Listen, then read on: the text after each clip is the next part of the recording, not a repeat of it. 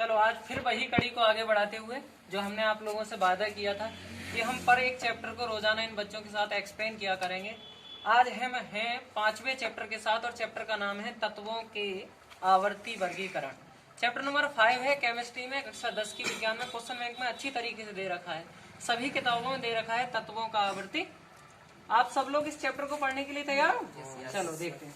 सबसे पहली बात तो इसमें आवर्त सारणी की बात कर ली जाए, क्योंकि इस समय जो सभी बुकों में ज्यादातर जो आवर्त सारणी दी हुई है वो मेंडेलीव की आवर्त सारणी दी हुई है।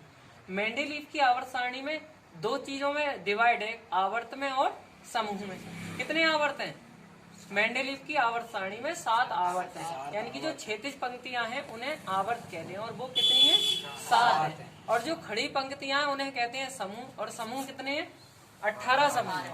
यानी कि मेंडेलीव की आवर्त सारणी में 7 आवर्त और 18 समूह में बांटा गया है मेंडेलीव की आवर्त सारणी। ठीक है, अभी क्वेश्चन आ भी सकता है आपके पेपर में कि मेंडेलीव की मूल आवर्त सारणी में कितने आवर्त हैं? तो 7 आवर्त है। समूह कितने हैं? तो 18 समूह हैं।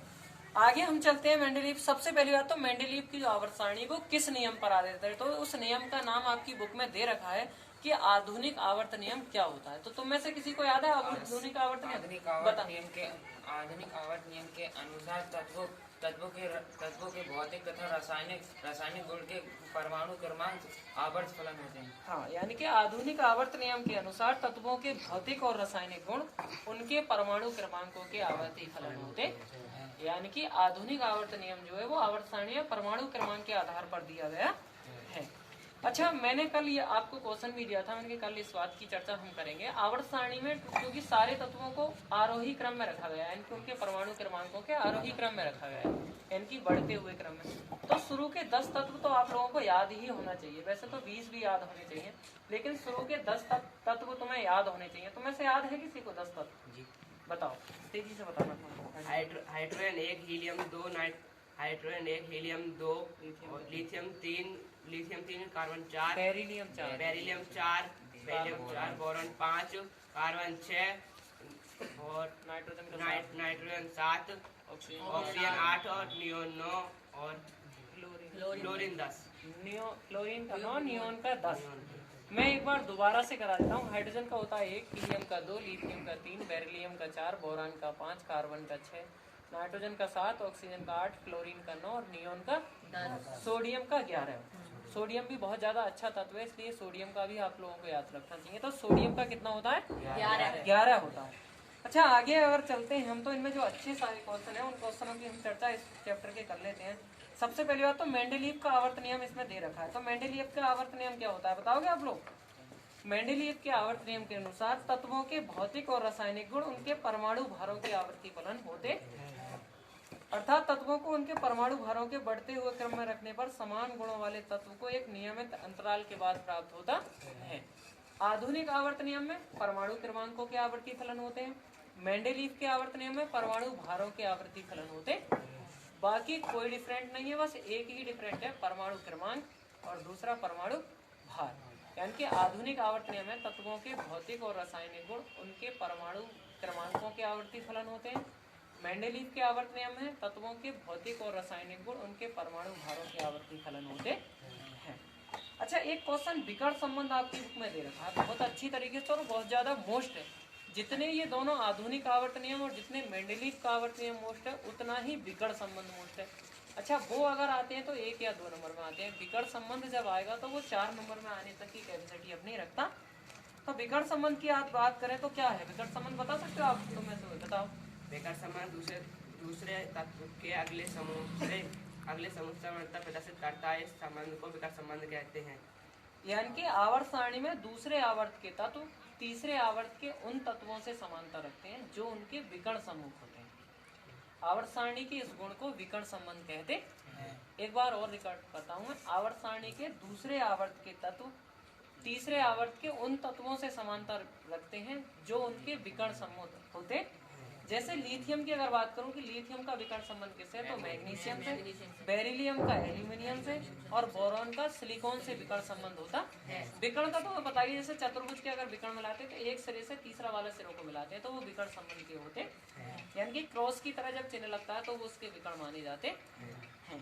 अच्छा, आगे एक प्रारूपिक तत्व भी इसमें सबसे ज्यादा मोस्ट है, तो प्रारूपिक तत्व भी तुम लोगों को याद होना चाहिए। आप में से याद है किसी को प्रारूपिक तत्व? चलो मैं ही बताता हूँ। कह रहे हैं आवर्त सारणी के तीसरे आवर्त के सभी तत्व प्रारूपिक तत्व कहलाते। कितनी आसान सी डेफिनेशन है इनके। आवर्त सारणी में तीसरे आवर्त के तत्व प्रारूपिक तत्व कहलाते। बहुत छोटी सी डेफिनेशन है, एक बार और रिकॉल करते हैं। आवर्त सारणी के तीसरे आवर्त के तत्व प्रारूपिक तत्व कहलाते, जैसे sodium, magnesium, aluminium, silicon, phosphorus, sulphur और क्लोरीन। यानी कि ऊपर से लेकर नीचे तक के पूरे तत्व जो है तीसरे आवर्त के, वो प्रारूपिक तत्व कहलाते। अच्छा, ये 3 क्वेश्चन तो 100% आप लोगों को याद ही करना लेना चाहिए। एक मेंडेलीव का आवर्त नियम, एक विकर्ण संबंध और एक क्या प्रारूपिक तत्व। और दूसरा मैंने पीछे रिकॉल किया था आधुनिक आवर्त नियम क्या होता है, वो भी आप लोगों को याद करना चाहिए। मैं कुछ ये बहुविकल्पीय भी आपके क्वेश्चन इसमें दे रखे हैं, थोड़ा सा रिकॉल करेंगे हम। सबसे पहली बात तो इन्हें एक दे रखा है कि यूरेनियम क्या है। यूरेनियम के ऑप्शन दे रखे हैं क्षार धातु, अधातु, स्थायी तत्व या अंत्य संक्रमण तत्व। तो यूरेनियम अंत्य संक्रमण तत्व होता है, ठीक है। अच्छा, आगे क्वेश्चन भी तुम्हारा इसमें दे रखा है। कह रहे हैं तत्व जो क्षारीय ऑक्साइड बनाता है उसका परमाणु क्रमांक कितना है। इसमें ऑप्शन दे रखे हैं 18, 19, 17 और 14। तो 19 का परमाणु क्रमांक वाला जो होता है वो कैसा तत्व होता है, क्षारीय ऑक्साइड बनाता है। अच्छा, उभयधर्मी ऑक्साइड का एक तुम्हारे में विकल्प दे रखा है कि उभयधर्मी ऑक्साइड कौन से हैं। इसमें बहुविकल्पी दे रखे हैं Na2 N की sodium oxide, MgO magnesium oxide, P2O phosphorus pentoxide है, Al2 एल्यूमिनियम ऑक्साइड। तो एल्यूमिनियम ऑक्साइड जो उभयधर्मी ऑक्साइड है, उभयधर्मी का मतलब धनात्मक भी है और ऋणात्मक भी होता है। वे जो दोनों प्रकार के गुण प्रदर्शित करते हैं उभयधर्मी ऑक्साइड कहलाते हैं। अच्छा, लिथियम का विकर्ण संबंध किसके साथ होता है, मैग्नीशियम के साथ होता है। पीछे की एक रिकॉल और कर लेता हूँ। मैंने आवर्त सारणी में कितने आवर्त बताए थे, 7। और समूह कितने बताए थे, 18। आवर्त कौन से होते हैं, जो क्षैतिज पंक्ति वाले होते हैं वो होते हैं आवर्त, और जो खड़े पंक्ति वाली होती हैं वो होते हैं समूह। तो 18 समूह होते हैं, 7 आवर्त होते हैं आवर्त सारणी के अंदर। अच्छा, कल ही तुम लोगों को मैंने ये क्वेश्चन दे दिया। आधुनिक आवर्त नियम तैयार करना है, विकर्ण संबंध याद करना है, मेंडेलीव का आवर्त नियम याद करना है, आप लोगों को प्रारूपिक तत्व याद करना। अच्छा, बाद में अगर इन आवर्त सारणी की थोड़ी चर्चा अगर आगे बढ़ोगे तो एक दीर्घाकार आवर्त सारणी की दे रखी थी। जैसे मेंडेलीव की आवर्त सारणी में कुछ कमियां पाई गई, जैसे उसमें नए तत्वों को स्थान नहीं दिया गया था, कुछ तत्व रिक्त स्थान थे, या कुछ तत्वों के गुणों में समानता नहीं थी। तो उन कमियों को दूर करने के लिए मेंडेलीव ने एक संशोधित आवर्त सारणी दी, जिसका नाम क्या लिख दिया गया, दीर्घाकार आवर्त सारणी लिखी। ये क्वेश्चन भी आप लोगों को याद कर लेना चाहिए, क्योंकि दीर्घाकार आवर्त सारणी जो है वो भी आती है 100%। तो आज के लिए इतने ही सारे क्वेश्चन काफी हैं। मेंडेलीव के आवर्त नियम, आधुनिक आवर्त नियम और प्रारूपिक तत्व और विकर्ण संबंध। विकर्ण संबंध आपकी परीक्षा में आना ही आना है।